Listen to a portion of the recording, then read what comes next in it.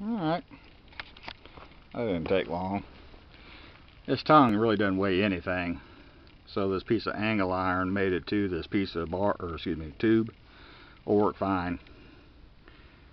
Got that side done, that side done. Get a upside down pass here and here along the bottom. Overkill, but it wasn't that big a deal. So that takes care of that. Prime my ground. Let this cool off. Hit it with some primer. I got plenty of paint.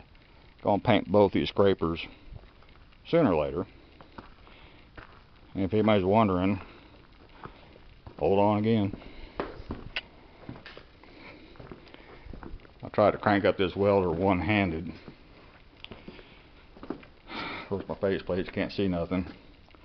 So fuel on, safety interlock, bypass depressed, start button.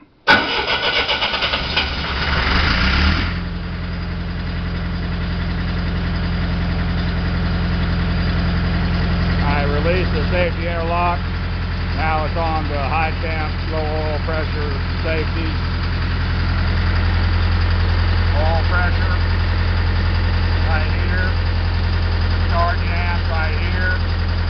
Water temp right here. Safe. Then that's on 180. Fuel gauge does work.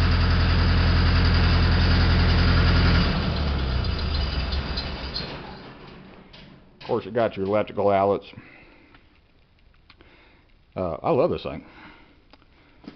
It's got glow plug too. Never use them.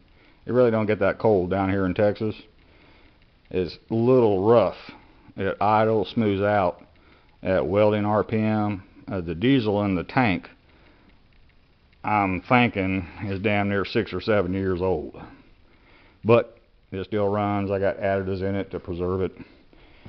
And about everything I got, when I run it out of diesel and put in fresh diesel, everything runs like a top. So anyway, that's all for this one. Thank you.